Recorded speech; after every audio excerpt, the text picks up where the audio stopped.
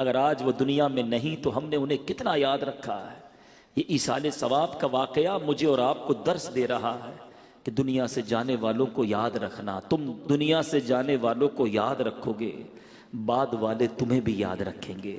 یہ ریت، یہ رواج، یہ انداز کہیں بدل نہ جائے کہ اگر آج ہی یہ رواج بنتا گیا کہ لوگ مرحومین کو بھولنے لگے تو کل ایسا نہ ہو مجھے بھی لوگ بھول نہ جائیں۔ میں ایک مشورہ بھی دوں گا، اپنے بچوں کے سامنے، اپنی فیملی کے سامنے اپنے مرحومین کو ایصال کیا کرو۔ اپنے والدین، جن کے والدین نہیں، ان کی قبر پر جایا کرو۔ بہرحال درود پاک کی فضیلت ہم نے سنی ہے، محبت کے ساتھ باآواز بلند درود پاک پڑھ لیجئے۔ صلو علی الحبیب صلی اللہ تعالی علی محمد صلی اللہ علیہ وسلم۔ موت ایک ایسی حقیقت ہے، ایک ایسی ریئلٹی ہے کہ جس سے کسی کو انکار نہیں ہے۔ کمال یہ ہے بہت ساری ایسی ہمارے بلیفز ہیں جس میں دوسرے مذہب والے نہیں مانتے۔ کئی قومیں کچھ اور مانتی ہیں، کئی مذہب والے کچھ اور کسی بات کو سمجھتے ہیں، ہم کچھ اور سمجھتے ہیں، مگر موت ایک ایسی حقیقت ہے کہ دنیا کے تمام مذہب والے، دنیا کے تمام ملکوں میں رہنے والے، انٹلیکچوئلز ہوں، پڑھے لکھے ہوں یا جاہل ہوں، ہر کوئی مانتا ہے کہ موت آنی ہے، اس سے فرار نہیں ہے۔ اور میرے میٹھے اسلامی بھائیوں، آج ایک قرآنی واقعے کے ذریعے سمجھیں گے کہ سب سے پہلے دنیا میں موت کس کو آئی، سب سے پہلے دنیا سے انتقال کس نے کیا، اور سب سے پہلے تدفین کس کی ہوئی اور کیسے ہوئی۔ یہ قرآنی واقعہ آپ کی اور میری معلومات میں اضافے کا باعث بھی بنے گا۔ عجائب القرآن میں حضرت علامہ عبد المصطفیٰ اعظمی علیہ رحمۃ اللہ کبھی تحریر فرماتے ہیں، روئے زمین پر سب سے پہلا قاتل قابیل تھا، جس نے اپنے ہی بھائی حابیل کو قتل کیا۔ یہ دونوں حضرت آدم علیہ السلام کے فرزند ہیں، اور دونوں کا واقعہ کیا تھا کہ حضرت حوا کی ہر حمل میں ایک لڑکا پیدا ہوتا اور ایک لڑکی پیدا ہوتی۔ اللہ تبارک و تعالیٰ نے اس دنیا کا نظام چلانا تھا، اس وقت کوئی اور جوڑا تو تھا نہیں، تو حضرت آدم اور بی بی حوا کے یہاں ہر حمل میں ایک لڑکا پیدا ہوتا، ایک لڑکی پیدا ہوتی۔ ایک ہی باری میں جو بچے پیدا ہوتے وہ تو بھائی بہن کہلاتے، اگلی حمل میں جو لڑکا لڑکی پیدا ہوتے ان کی اب شادیاں ہو سکتی تھی، مگر ایک ہی حمل میں جو پیدا ہوئے وہ آپس میں شادی نہیں کر سکتے تھے۔ اس دستور کے مطابق حضرت آدم علیہ السلام نے قابیل کا نکاح لیوزا سے جو حابیل کے ساتھ پیدا ہوئی تھی اس کے ساتھ کر دیا، مگر قابیل اس پر راضی نہ ہوا، کیونکہ وہ اکلیما سے شادی کرنا چاہتا تھا جو زیادہ خوبصورت تھی، وہ اس کا طلبگار ہوا۔ حضرت آدم علیہ السلام نے بڑا سمجھایا کہ وہ تیرے ساتھ پیدا ہوئی ہے، وہ تیری بہن ہے، تو اس کے ساتھ نکاح نہیں کر سکتا۔ اب وہ نہ مانا، ضد کرنے لگا، یعنی پہلا گناہ بھی زمین پر ہوا تو وہ حسد ہوا ہے، بھائی کو بھائی سے حسد ہو گیا نا، یہ بھی سمجھنے والی بات ہے۔ اب اس کے بعد حضرت آدم نے کہا کہ ایسا کرو، دونوں اپنی اپنی قربانیاں پیش کرو، اللہ تبارک و تعالیٰ جس کی قربانی قبول کر لے گا پھر اس کے بارے میں فیصلہ ہو جائے گا، اس کی بات مان لی جائے گی۔ اللہ کی شان دیکھو، یہ نبی پاک کی امت پر رب کا احسان ہے۔ آج میں اور آپ قربانی کرتے ہیں، صدقہ دیتے ہیں، ہم خود بھی کھاتے ہیں، دوسروں کو بھی کھلاتے ہیں، ہمارا صدقہ ہمارے ہاتھ میں ہی رہتا ہے۔ پہلے کی قوموں کا دستور یہ تھا کہ صدقہ رکھا جاتا، جس کا صدقہ قبول ہونا ہوتا آسمان سے آگ آتی اور اس آگ کو، اس صدقے کو لے جایا کرتی، جلا دیتی تو صدقہ قبول کہلاتا تھا۔ اب قربانیاں پیش کی گئیں۔ اب میرے میٹھے اسلامی بھائیوں، حضرت حابیل نے جو قربانی پیش کی، اس کو قربانی کو آگ آئی آسمان سے اور وہ لے گئی۔ قابیل کے گیہوں چھوڑ دیے گئے، قابیل نے گیہوں پیش کیے تھے اور حابیل نے بکری کی قربانی پیش کی۔ اب قابیل کے دل میں حسد اور بغض پیدا ہوا کہ میرا بھائی جو ہے یہ اس لڑکی سے شادی کرے گا جس سے میں کرنا چاہتا ہوں۔ دوسری بات پتہ چلی کہ کائنات میں پہلی لڑائی، پہلا جھگڑا، پہلا حسد ہونے کی وجہ بھی عورت تھی۔ یہ عورت کے فتنے سے اللہ مجھے اور آپ کو محفوظ فرمائے۔ اپنی آنکھوں کی حفاظت کیجئے، اپنے معاملات کو درست کیجئے۔ انسان پہلے کہتا ہے نہیں جناب میں تو بڑا نارمل ہوں، آپس میں رشتہ دار ہیں، لیکن ایک وقت ایسا آتا ہے کہ انسان کی آنکھوں پر جب نفسانی خواہشات کی پٹی آتی ہے، اب بھائی بھائی کو قتل کرنے کے لیے تیار ہو جاتا ہے۔ اب قابیل نے کیا کیا؟ قابیل نے حابیل کو قتل کر دیا، مگر اس سے پہلے تو کوئی مرا ہی نہیں تھا نا۔ وہ سوچتا رہا کہ اب میں لاش کا کروں کیا۔ کئی دنوں تک کاندھے پر اٹھائے لاش گھومتا رہا، تدفین تو ہوئی نہیں تھی نا، مرا ہی کوئی نہیں تھا دنیا میں، تو پتہ ہی نہیں تھا پروسیجر کیا ہے، مرنے کے بعد مردے کے ساتھ کرنا کیا ہے۔ اب اللہ تعالیٰ نے دیکھیں کیسا ایک حکمت کا نظام بنایا کہ قابیل کے سامنے ایک ایسا منظر آیا کہ دو کوے آپس میں لڑ پڑے، ایک کوے نے دوسرے کوے کو مار دیا۔ اب اس نے کیا کیا، اپنے پنجوں سے زمین کریدی اور پہلے کوے کی لاش اس میں دفن کر دی۔ گویا یہ پیغام دیا گیا، بتایا گیا کہ مردہ دفنانا ایسے ہے۔ تو اب قابیل نے حابیل کو دفنایا اور ان کو یوں سمجھیے کہ زمین میں ان کی تدفین ہوئی۔ تو اے میرے پیچھے اسلامی بھائیوں، پہلا قتل قابیل نے کیا، پہلا جرم حسد تھا، کس بنا پر ہوا یہ بھی آپ نے سنا، اور پہلی تدفین بھی حابیل کی ہوئی۔ اب آئیے تدفین کی بات کرتے ہیں۔ شریعت میں تدفین کا حکم کیا ہے؟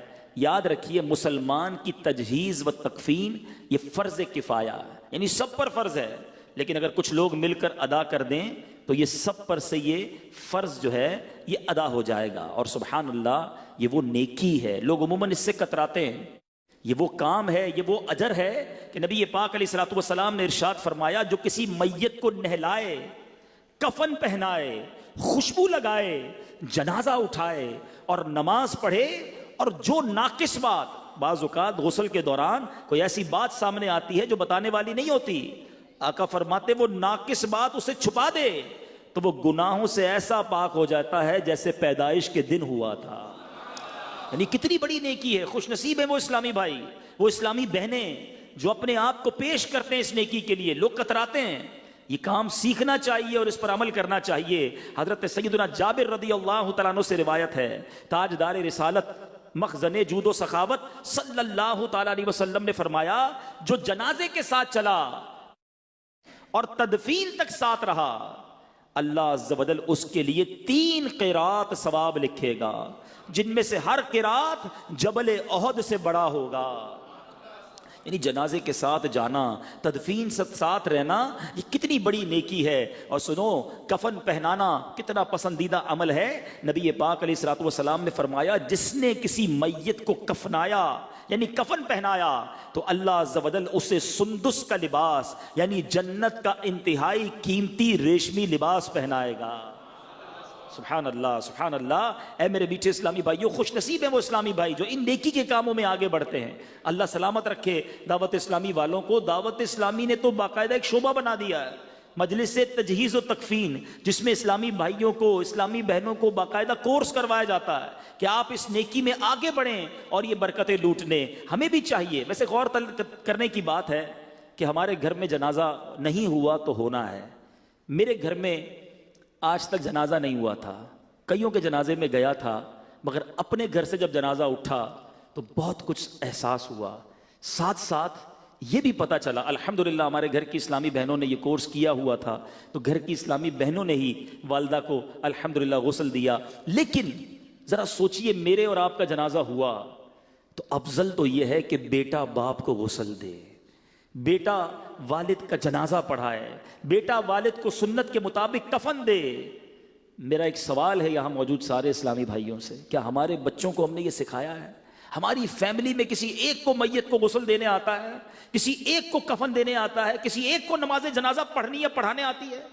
ہم سوچیں نا کہ ہم کیسی تربیت کر رہے ہیں۔ میں آپ کو مشورہ دوں گا، دعوت اسلامی والے مسئلہ بتاتے بھی ہیں، سولوشن بھی بتاتے ہیں۔ کمال کر دی ہماری اس مجلس نے تو کہ ویڈیو اس کی باقاعدہ VCD جاری کر دی ہے کہ اگر اب تو ایپلیکیشن بھی آ گئی ہے، اپنے گھر والوں کو بٹھائیں، یہ 1 گھنٹے کی ویڈیو دکھا دیں کہ بیٹا دیکھو ایسے غسل ہوتا ہے، ایسے کفن دیا جاتا ہے، اور ایک آدھ کسی جنازے میں اپنے بیٹے کو ساتھ لے جائیں تاکہ غسل میں، کفن میں وہ سیکھ لے، تاکہ جب آپ کا یا میرا انتقال ہو تو افضل یہ ہے، وہ باپ خوش نصیب ہے جس کو اس کا بیٹا سنت کے مطابق غسل دے، اس کو کفن دے، اپنے ہاتھوں سے اسے قبر میں اتارے۔ تو بہرحال میرے میٹھے اسلامی بھائیوں، اب کچھ مسائل نماز جنازہ کے بارے میں سن لیجئے، کچھ کنفیوژنز بھی ہیں، وہ بھی آج کلیئر ہو جائیں گی۔ نماز جنازہ فرض کفایہ ہے، ایک بھی ادا کر لے تو سب بری ذمہ ہو جائیں گے، ورنہ جن جن کو خبر پہنچے گی، یعنی کسی نے بھی ادا نہیں کیا تو جن جن کو خبر پہنچی وہ سب کے سب گناہگار ہوں گے۔ اس کے لیے جماعت شرط نہیں ہے، کوئی اکیلا بھی نماز جنازہ پڑھ لے، کوئی ہے ہی نہیں جماعت کے لیے، تو بھی نماز جنازہ ہو جائے گی۔ البتہ اس کی فرضیت کا انکار کفر ہے، یہ یاد رکھیے گا۔ اچھا، خودکشی کوئی کر لے تو اس میں کنفیوژن ہوتی ہے کہ نماز جنازہ پڑھی جائے گی کہ نہیں۔ رد المختار کے ذریعے یہ جواب سن لیجئے کہ جس نے خودکشی کی، حالانکہ یہ بہت بڑا گناہ ہے، مگر اس کی جنازے کی نماز بھی پڑھی جائے گی، اگرچہ قصدن جان بوجھ کر خودکشی کی ہو تو اسے غسل بھی دیں گے اور نماز بھی پڑھیں گے۔ سبحان اللہ، جنازہ پڑھ لیا، اب جنازے کو کاندھا دینے کا کتنا ثواب ہے۔ میں نے براہ راست کبیرہ گناہ معاف ہونے کی میں نے 2 ہی عمل پڑھے ہیں آج تک کہ جس میں کبیرہ گناہ معاف کرنے کی بشارت دی گئی ہے۔ ایک حاجی کو کہ جب وہ جمرات کی رمی کرتا ہے، ہر کنکر پر اس کا ایک کبیرہ گناہ معاف کر دیا جاتا ہے۔ ہم اللہ سے دعا کرتے ہیں اسی سال ہمیں حج کی سعادت عطا فرما، جمرات کی رمی ہو، ہر کنکر پر کبیرہ گناہ معاف۔ لیکن چلو یہ تو سال میں ایک موقع ہے نا، میرے اللہ کی رحمت دیکھو، نبی پاک فرماتے ہیں جو جنازہ لے کر 40 قدم چلے اس کے 40 کبیرہ گناہ معاف کر دیے جائیں گے۔ اب ہمارے یہاں ایک بڑا عجیب رواج ہو گیا ہے، 2 قدم چلیے، آواز لگاتے ہیں۔ امیر اہل سنت بڑی پیاری تربیت فرماتے ہیں کہ آواز بھی لگانی ہے تو لگاؤ کہ 10 قدم لے کر چلیں، چاروں پائے پر 10 قدم لے کر چلنا، یہ سنت ہے۔ صدر الشریعہ بدر الطریقہ تحریر فرماتے ہیں شوہر اپنی بیوی کے جنازے کو کاندھا بھی دے سکتا ہے، قبر میں بھی اتار سکتا ہے، اور منہ بھی دیکھ سکتا ہے۔ لوگ کہتے ہیں چہرہ نہیں دیکھ سکتا، چہرہ بھی دیکھ سکتا ہے، صرف غسل دیتے وقت بلا حائل اس کے بدن کو نہیں چھو سکتا۔ اب چند احکام سن لیے، چند فضائل سن لیے، اب آتے ہیں آج کے بیان میں میسج کی طرف۔ آج ہم کیوں آئے ہیں، ہم نے اس سے کیا عبرت لی ہے؟ ہم ایک میت کو ایصال کرنے آئے ہیں، ایک مرحومہ کی یوں سمجھیے کہ یاد میں یہ اجتماع ہوا ہے۔ کبھی جنازے میں جاتے ہیں، کبھی سویم میں جاتے ہیں، کبھی 40ویں میں جاتے ہیں، کوئی عبرت، کوئی میسج اپنے لیے لیتے ہیں کہ نہیں؟ جنازہ آگے آگے کہہ رہا ہے اے جہاں والو، جنازہ آگے آگے کہہ رہا ہے اے جہاں والو، میرے پیچھے چلے آؤ تمہارا رہنما میں ہوں۔ قبرستان کی دعا ہم میں سے کئیوں کو یاد ہوگی، اس میں بھی پیغام یہی ہے، السلام علیکم یا اہل القبور یغفر اللہ لنا ولکم وانتم سلفنا ونحن بالاثر۔ اے قبر والو، تم پر سلامتی ہو، تم پر سلام ہو، تم پہلے چلے گئے ہو، ہم پیچھے آنے والے ہیں۔ یہ پیغام ہے کہ ہماری باری ہے، مگر نہ جنازے کے وقت عبرت ہوتی ہے، نہ سویم میں جا کر خیال آتا ہے، نہ چہلم میں جا کر یہ فکر ہوتی ہے کہ آج کسی کا سویم، کسی کا 40واں، کل میری باری ہے۔ سنیے، میرے آقا قبر پر جاتے تو کیا ہوتا تھا؟ حالانکہ نبی پاک وہ ہیں جس کے صدقے ہماری مغفرت ہو رہی ہے، جن کے صدقے سب کے گناہ معاف ہوں گے۔ سرور کائنات علیہ الصلوۃ والسلام ایک بار جنازے میں شریک تھے، ابن ماجہ کی حدیث ہے، میرے آقا قبر کے کنارے بیٹھ گئے، اتنا روئے، نبی پاک نے اتنے آنسو بہائے کہ آپ کے چشمان اقدس سے نکلنے والوں آنسوؤں سے مٹی گیلی ہو گئی۔ قبر کے کنارے بیٹھ کر اتنے آنسو سرور کائنات نے بہائے، پھر فرمایا اس یعنی قبر کے لیے تیاری کرو۔ حضرت عثمان غنی رضی اللہ تعالیٰ عنہ ذو النورین ہیں، آپ وہ ہستی ہیں جنہوں نے ایک بار نہیں 2 بار نبی پاک سے جنت خریدی، مگر آپ جب بھی قبرستان جاتے یا قبر کے پاس کھڑے ہوتے، قبر کا تذکرہ ہوتا، زارو کتار روتے۔ ایک بار سیدنا عثمان غنی کسی قبر کے پاس کھڑے ہوئے تو اتنا روئے کہ آپ کی آنسوں سے آپ کی داڑھی مبارک تر ہو گئی۔ کسی نے پوچھا حضور آپ محشر کی بات پر، جہنم کی بات پر اتنا نہیں روتے، آپ قبر کی بات پر اتنا روتے ہیں؟ تو کچھ اس طرح فرمایا کہ قبر ہی پہلی منزل ہے، جو اس میں کامیاب ہو گیا وہ آگے بھی کامیاب ہو گیا۔ اے میرے میٹھے اسلامی بھائیو، ہم سوچیں، ہم میں کوئی فلیٹ میں رہتا ہے، اس کی تمنا ہے بنگلہ ہو جائے، بنگلہ چھوٹا ہے تو بڑا ہو جائے، مکان ایسٹ اوپن ہے تو ویسٹ اوپن ہو جائے، آج کل سردیاں ہیں تو کمبل کا اہتمام ہے، گرمیاں ہوں تو لائٹ، پنکھا، یو پی ایس، جنریٹر سب چاہیے، کیونکہ سکون والی نیند چاہیے۔ کتنا رہو گے اس گھر میں؟ 50 سال، 60 سال، 70 سال، اگر جی بھی لیا تو قبر میں کتنا سال رہیں گے؟ وہ قبر میں ہوا ہوگی کہ نہیں؟ چھوٹا گھر اچھا نہیں لگتا، کبھی دیکھیے قبر 2 گز کی قبر ہوتی ہے، کھڑا بھی نہیں ہو سکتا بندہ، کروٹ بھی نہیں لے سکتا۔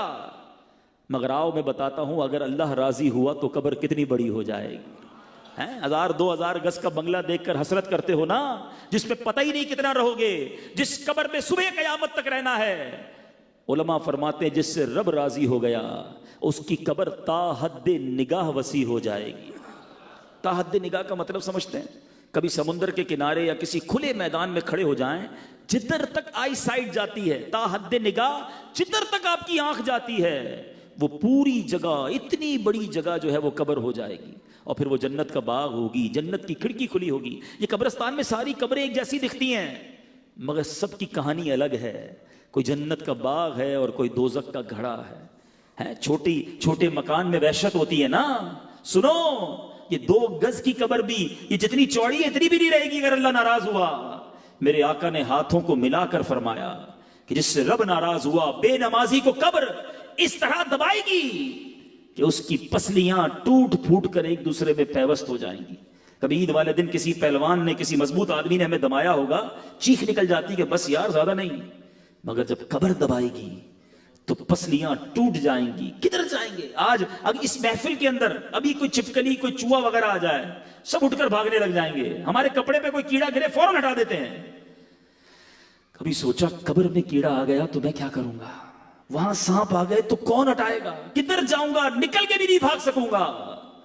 خدا را میٹھے اسلامی بھائیوں, اپنے لیے کوئی عبرت تو لیجئے نا.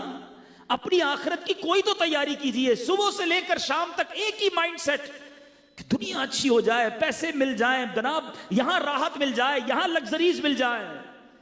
کیوں نہیں سوچتے کہ ہم نے مرنا ہے؟ میں آج دوپہر کو ایک ایسے نوجوان کے گھر سے ہو کر آیا ہوں. 17 سال عمر تھی. اس نوجوان نے درس نظامی کر رہا تھا, موٹر سائیکل پر نکلا, ایکسیڈنٹ ہوا اور وہ دنیا سے چلا گیا. 17 سال, اتنا خوبصورت نوجوان, اللہ اس کی مغفرت فرمائے. لیکن ہلا دیا, آگاہ اپنی موت سے کوئی بشر نہیں, سامان 100 برس کا ہے, پل کی خبر نہیں. کبھی سوچا یہ تکلیف کیسی ہوگی؟ آپ میں سے, ہم میں سے کسی کو آپریشن ہونے والا ہو, کتنا ڈرتے ہیں. 2 آدمی سے پوچھتے ہیں یار بتاؤ تکلیف کتنی ہوگی؟ اچھا آپریشن تو بے ہوش کر کے کر لیا جائے گا, ہوش میں آؤں گا تو کتنی تکلیف ہوگی؟ ٹانکے لگانے تو جگہ ذرا سن کر دو. اگر ایک تکلیف آنے والی ہے اس کی ٹینشن ہو جاتی ہے, وہ ڈرا دیتی ہے.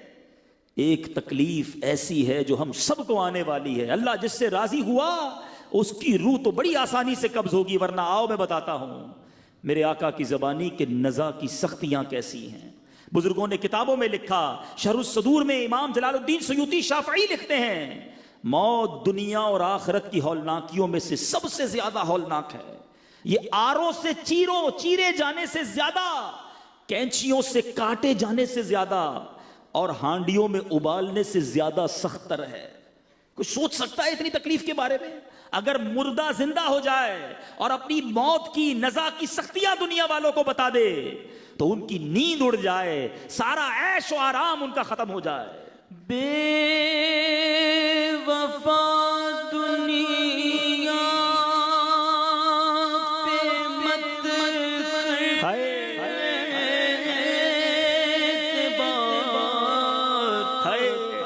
تو اچانک موت کا ہوگا شکار, جگہ جی لگانے دنیا نہیں ہے, دنیا نہیں ہے. یہ عبرت کی جان ہے, تماشا نہیں ہے. ہم ایسے جیتے جیسے مرنا ہی نہیں. سنو موت کی تکلیف کیسی ہوگی. حضرت عمر رضی اللہ تعالیٰ عنہ نے حضرت کعب رضی اللہ تعالیٰ عنہ سے فرمایا ذرا ہمیں موت کی شدت کے بارے میں بتاؤ. حضرت کعب نے کہا اے امیر المومنین, موت ایک ایسی ٹہنی کی طرح ہے جس میں بہت زیادہ کانٹے ہو اور وہ انسان کے جسم میں داخل ہو جائے, اس کے ہر کانٹے نے ہر رگ میں جگہ پکڑ لی ہو, اسے ایک آدمی انتہائی سختی کے ساتھ کھینچے تو کچھ باہر آ جائے اور باقی جسم میں رہ جائے. بتاؤ ایسی تکلیف ہم کیسے برداشت کریں گے؟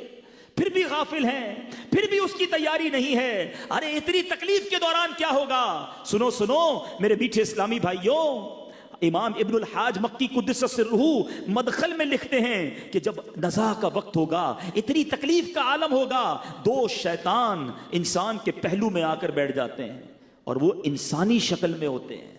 تکلیف میں تو ویسے بھی بات سمجھ نہیں آتی نا، وہ انسانی شکل میں آئیں گے۔ آخری وقت بھی شیطان کوشش کرتا ہے کہ ایمان چھین لے اور بندہ بے ایمان ہو کر دنیا سے جائے۔ سوچو ہم میں سے کس کو ایمان کی فکر ہے؟ ہم میں سے کون اپنی موت کی تیاری کر رہا ہے؟ آج صبح و شام گناہ کر رہے ہیں۔ جگہ جی لگانے کی دنیا نہیں ہے، یہ عبرت کی جا ہے، تماشا نہیں۔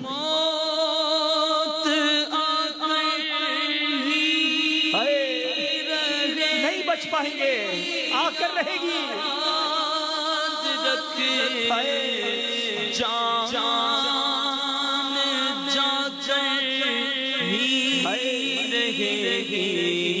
یاد رکھے جب موت کا چھا جائے گا، بچہ کوئی نہ تجھ کو پائے گا۔ قبر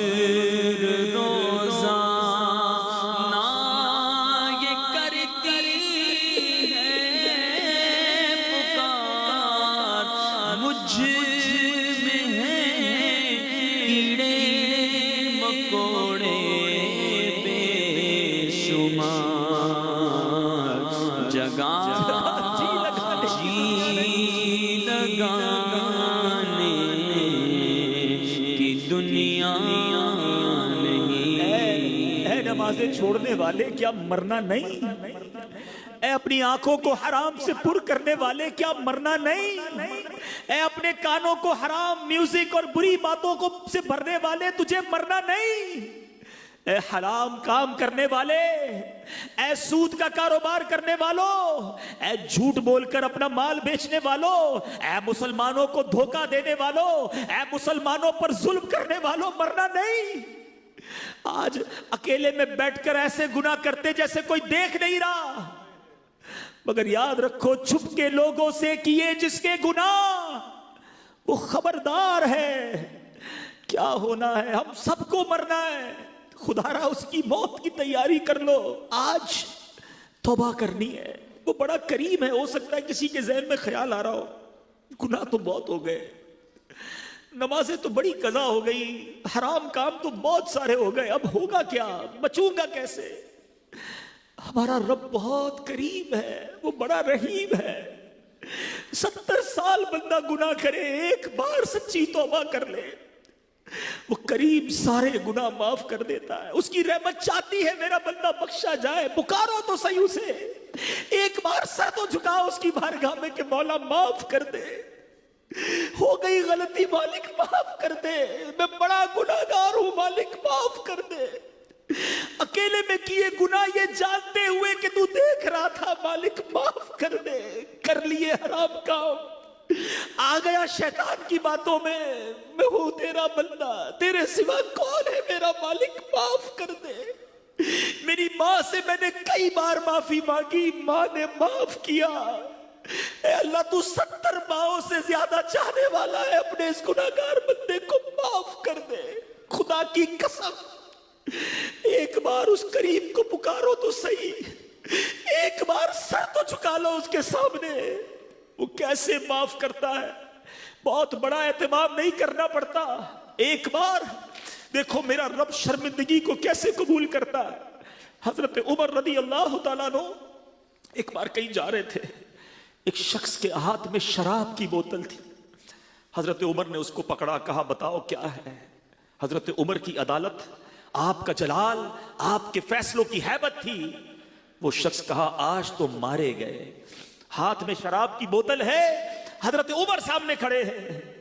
اس شرابی نے کیا کیا سنو، کہ ہاتھ نہیں اٹھائے، سجدے میں نہیں گیا، کھڑے کھڑے اپنے کریم کو پکارا بھی نہیں، دل میں عرض کی مالک آج بچا لے، اے اللہ آج عمر کے سامنے ذلیل ہونے سے بچا لے، مالک اب شراب نہیں پیوں گا، بس آج میں ذلیل نہ ہو جاؤں۔ سنو کتنی دیر لگی، سیکنڈز بھی نہیں لگے ہوں گے، دل ہی دل میں سچی توبہ کی۔ حضرت عمر نے کہا بتاؤ ہاتھ میں کیا ہے؟ شرابی کہتا ہے اس میں سرکہ ہے۔ حضرت عمر کہتے دکھاؤ۔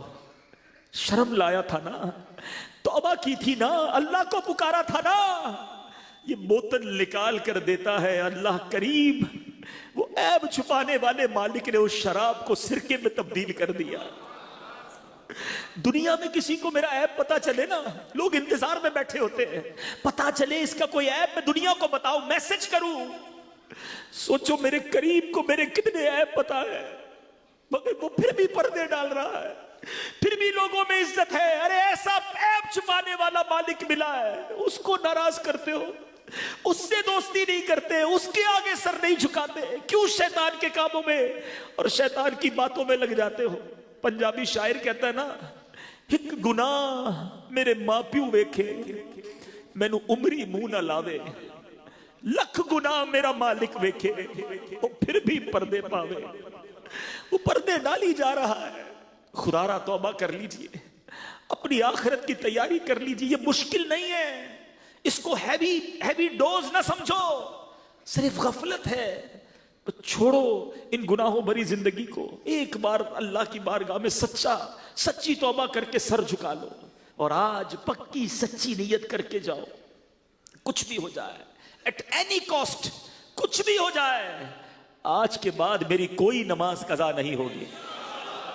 ایسا نہیں، ایسا نعرہ لگاؤ دل سے کہ بس آج کے بعد ہماری کوئی نماز قضا نہیں ہوگی، حرام کاموں کے قریب بھی نہیں جائیں گے، اپنے رب کو ناراض کرنے والے کام نہیں کریں گے۔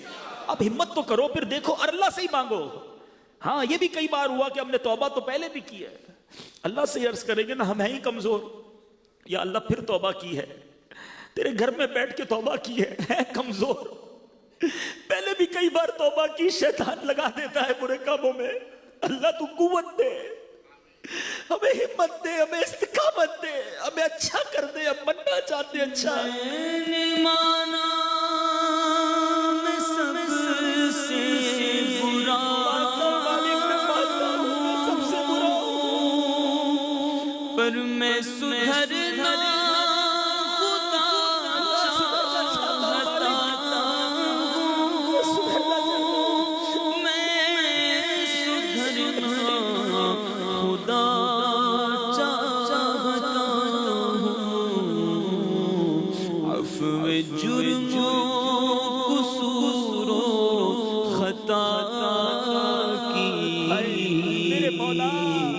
میرے خیرات تو خیرات دے۔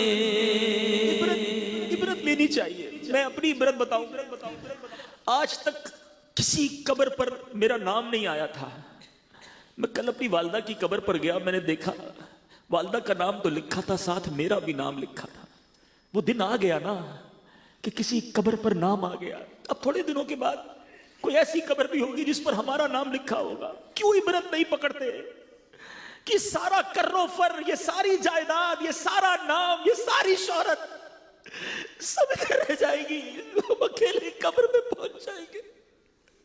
اگر اللہ ناراض ہوا تو مارے جائیں گے، میرے میٹھے اسلامی بھائیوں، مارے جائیں گے۔ نہ کرو برے کام، کر لو توبہ، رب کی رحمت بہت بڑی ہے۔ آج سچی پکی توبہ کرنی ہے اور اللہ کو ناراض کرنے والا کام نہیں کریں گے۔ یہ توبہ پر استقامت جو ہے نا، پتہ ہی کیوں نہیں ملتی۔ ہم یہ بیان سن رہے ہیں، بہت ساری آنکھیں اشک بہا رہی ہیں، مگر پھر باہر نکلیں گے، پھر وہی برے دوست، وہی گندے دوست، وہی بری باتیں، یہ سارا اثر اتر جاتا ہے۔ خدا را اس اثر کو باقی رکھنا ہے۔ واقعی آپ نے اگر آج ڈیسیشن لے لیا ہے کہ مجھے سدھرنا ہے، میری قبر روشن کرنی ہے، مر جاؤں گا ورنہ اللہ ناراض رہا، تو اچھا ماحول اپناؤ، چھوڑ دو یہ برے کام۔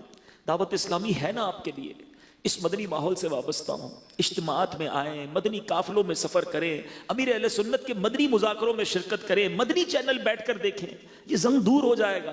واقعی شروع میں کئی لوگ کہتے ہیں ہم سدھرنا چاہتے ہیں مگر نیکیوں میں دل نہیں لگتا۔ یہ شروع کی بات ہے۔ آپ کسی بیمار کو دیکھا، اس کو دوائی اچھی نہیں لگتی، اس کو کھانا اچھا نہیں لگتا، مگر جب علاج ٹھیک ہونے لگتا ہے تو کھانا بھی اچھا لگتا ہے، مزہ بھی آتا ہے۔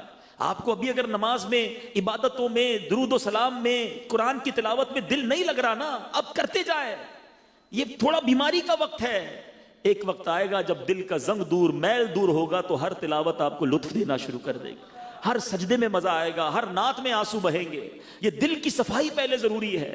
آؤ دعوت اسلامی کے مدنی ماحول سے وابستہ ہو جائیں۔ آخری بات، چونکہ ایصال ثواب کا اجتماع ہے تو یہاں میں ایک بات ضرور بچوں سے عرض کروں گا، ان تمام بھائیوں سے عرض کروں گا کہ جن کے ماں باپ دنیا میں نہیں ہیں ان کی قبر پر ضرور جانا۔ حضرت امام سفیان بن عیینہ بیان ہے کہ جب میرے والد کا انتقال ہو گیا تو میں نے بہت آہ و بکا کی، آنسو بہائے، روزانہ ان کی قبر پر جاتا، مگر کچھ دنوں کے بعد میں اپنی کاموں میں بیزی ہو گیا تو والد صاحب خواب میں آئے، کہا میرے بیٹا اب آنا کم کر دیا ہے، تو کہا کیا آپ کو پتہ چل جاتا ہے میں آپ کی قبر پر آتا ہوں؟ تو والد صاحب نے فرمایا مجھے تیری ہر حاضری کی خبر ہوتی ہے، میں تمہیں دیکھ کر خوش ہوتا ہوں، نیز میرے پڑوسی مردے بھی تمہاری دعا سے راضی ہو جاتے ہیں۔ چنانچہ اس خواب کے بعد میں والد صاحب کی قبر پر پابندی سے جانے لگا، بالخصوص جمعہ کے دن ضرور والدین کی قبر پر حاضری دیں۔ حدیث پاک میں آتا ہے، نبی پاک فرماتے ہیں کہ جو شخص جمعہ کے روز اپنے والدین یا ان میں سے کسی ایک کی قبر کی زیارت کرے، ان کے پاس سورہ یاسین پڑھے تو بخش دیا جائے گا۔ سبحان اللہ۔ اچھا، والدین کی ایک فضیلت تو سب کو یاد ہوگی، حیاتی میں محبت سے دیکھیں تو حج مقبول کا ثواب ہے نا۔ سنو، میرے آقا فرماتے ہیں جو بنیت ثواب اپنے والدین دونوں یا ایک کی قبر کی زیارت کرے، حج مقبول کے برابر ثواب کمائے گا۔ زندہ میں بھی دیکھو تو حج ہے، جا کر قبر کی زیارت کرو تو بھی حج ہے۔ تو اے میرے میٹھے اسلامی بھائیوں، خوب ان کو ایصال ثواب کریں۔ آپ میں سے جب کوئی حج کو جائے، نفلی حج ہو تو والدین کے نام کا حج کرے۔ حدیث پاک کے مضمون کے مطابق اس کو اپنے حج کا ثواب تو ملے گا، 10 مزید حج کا ثواب عطا فرما دیا جائے گا۔ تو خوب ایصال ثواب اپنے مرحومین کو کریں۔ اور ایک بہترین طریقہ اپنے مرحومین کو ایصال ثواب کرنے کا، ہم نکمے لوگ ہیں، 1 دن 2 دن 40ویں تک، برسی تک یاد رکھیں گے، پھر اپنے کاموں میں مصروف ہو جاتے ہیں۔ اگر ان مرحومین کا کوئی بندوبست اچھا والا کرنا ہے نا، تو میں مشورہ دوں گا کہ ان کے نام کی کوئی مسجد بنا دیں، کوئی مدرسہ بنا دیں، کوئی ایسی چیز بنا دیں جو چلنے والی ہو، قیامت تک چلتی رہے۔ اچھا، اللہ بڑا کریم ہے، کوئی بچہ اپنے والدین کے نام کی مسجد بنائے تو ایسا نہیں کہ والدین کو ثواب ملے گا، اس کو نہیں، بنانے والے کو بھی قیامت تک ثواب ملے گا، جن کے لیے بنائی ان کے لیے بھی ثواب جاریہ ہو جائے گا۔ اب ماشاءاللہ ہم پہاڑی والی مسجد میں ہیں، اللہ اس مسجد کے امام صاحب، خطیب صاحب، کمیٹی کے تمام حضرات کو خوب برکت عطا فرمائے جو ہم سے تعاون کرتے ہیں۔ اب یہ کتنے اجتماعات، نمازیں، معاملات ہو رہے ہیں، بہت سارے اس مسجد کو بنانے والے ایسے ہیں جو دنیا میں نہیں، لیکن آج کے اس اجتماع کا ثواب بھی انہیں مل رہا ہوگا۔ تو یہ وہ نیکی ہے، یہ وہ ثواب کی فیکٹری ہے جو ہمیں لگا دینی چاہیے۔ تو جنہوں نے اب تک اپنے مرحومین کے لیے ایسا نہیں کیا، دعوت اسلامی سے رابطہ کریں۔ بدری چینل پر بھی جو مجھے سن رہے ہیں، سوشل میڈیا پہ جو مجھے سن رہے ہیں، آپ ہم سے رابطہ کریں۔ دعوت اسلامی کا پورا ایک شعبہ ہے، مجلس سے خدام المساجد، بہت تھوڑے بجٹ میں بھی مسجد بن جاتی ہے، بلکہ اگر ہمارے پاس تو کئی پلاٹس بھی موجود ہیں، آپ ہمارے پاس آئیں، رابطہ کریں ہمارے ذمہ داران سے، ہم آپ کو بتائیں گے کہ بھائی یہ پلاٹ ہے، آپ اس پہ تعمیر کر دیں، آپ کے والد صاحب والدہ کے نام پر قیامت تک سجدے ہوتے رہیں گے، آپ کو نیکیاں ملیں گی۔ اللہ تعالی ہم سب کا جمع ہونا اپنی بارگاہ میں قبول فرمائے۔ صلو علی الحبیب صلی اللہ تعالی علی محمد صلی اللہ علیہ وسلم۔ سچی توبہ نصیب کر دے، بدل دے مولا، یہ دل بدل جائے، یہ گناہوں سے نفرت ہمیں ہو جائے۔ تیرے بندے ہیں مالک، کمزور ہیں، تجھے پکار رہے ہیں، آج ہم سب پر ایسی نگاہ فرما کہ آج کے بعد ہماری کوئی نماز قضا نہ ہو، آج کے بعد ہم گناہوں کی طرف نہ جائیں، نیکیوں میں ہمیں مزہ آنے لگ جائے، ہمارا دل لگ جائے۔ اے اللہ، حرام کاموں سے ہماری جان چھڑا دے، ہمارے بچوں کو نیک بنا، ہمارے گھر والوں کو نیک بنا، ہمارے مریضوں کو شفا عطا فرما، بے روزگاروں کو حلال طیب آسان روزگار دے دے، سب کے روزگار میں رزق حلال میں برکتیں عطا کر۔ ان اللہ و ملائکتہ یصلون علی النبی یا ایھا الذین آمنوا صلوا علیہ وسلموا تسلیما۔ صلی اللہ علی النبی الامی وآلہ صلی اللہ علیہ وسلم۔ صلاۃ و سلام علیک یا سیدی یا رسول اللہ۔ جب دمِ واپسی ہو یا اللہ، سامنے ہو روضہ رسول اللہ، اور لب پہ ہو لا الہ الا اللہ محمد الرسول اللہ۔ عشق سے